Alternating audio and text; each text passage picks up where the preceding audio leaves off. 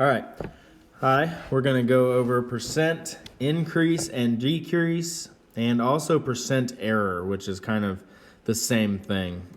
So first I want to talk about the difference. Okay, so if I ask you what is 5 is what percent of 6?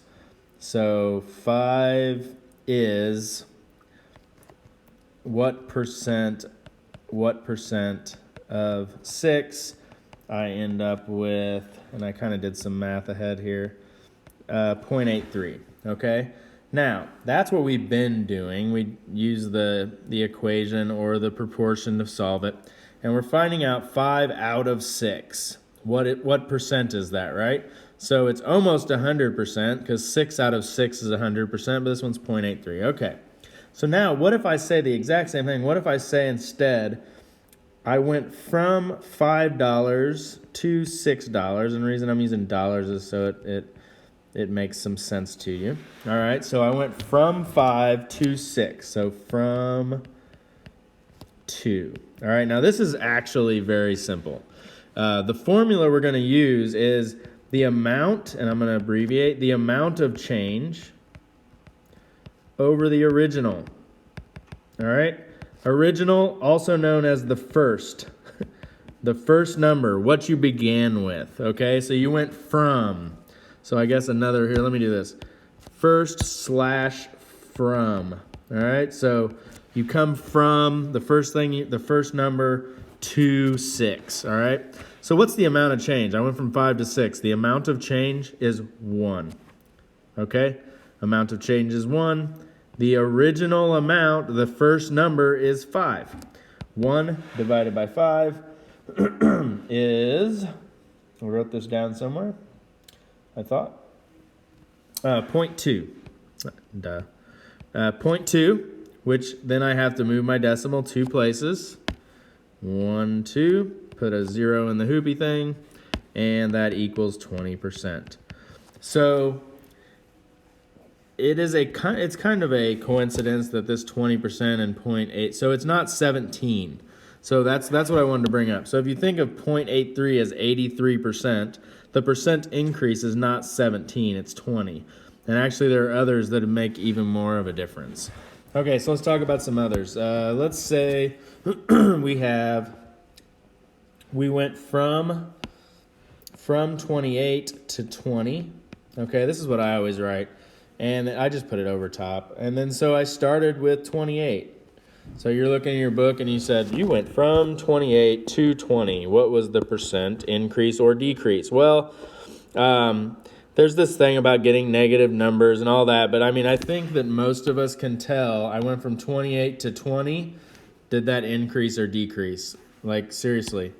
Like in this one up here, it was, I went from 5, where'd it go? From 5 to 6. So it was an increase. So you technically would write 20% increase, right? Down here, we're going to do this, and we have 28 minus 20. That is how much it changed. So here, let's put up here, you subtract. So let's put this all over. It's just the percent, so this is percent change.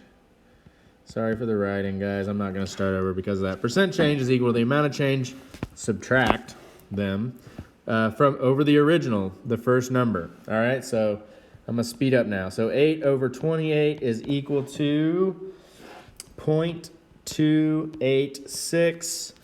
I move my decimal 2 places to there, and it is equal to 28.6%.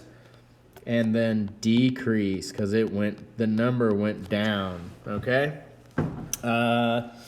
So let's see. I think you guys get the hang of that. All you have to do is subtract the 2 numbers and put them over the first one, the first number. Okay, and then you're good. So there's a story problem about chips. Okay, so a bag of chips is supposed to be 16 ounces. So the way I think of it with let's draw a line here, and then let's do percent error is really the same thing. It's the amount of difference the amount of difference between what it was supposed to be and what it is, subtract. So nothing changed. You subtract the numbers. And then it's over the, and I like to put what you originally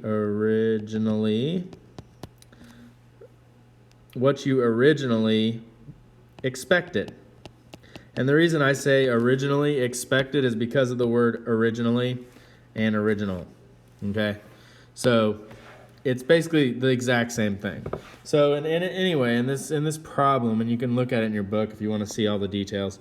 There's a bag of chips. It actually wanted to know, did you keep it within the 0.5 or the 5% range? Okay, so let's figure this out. So I expected 16.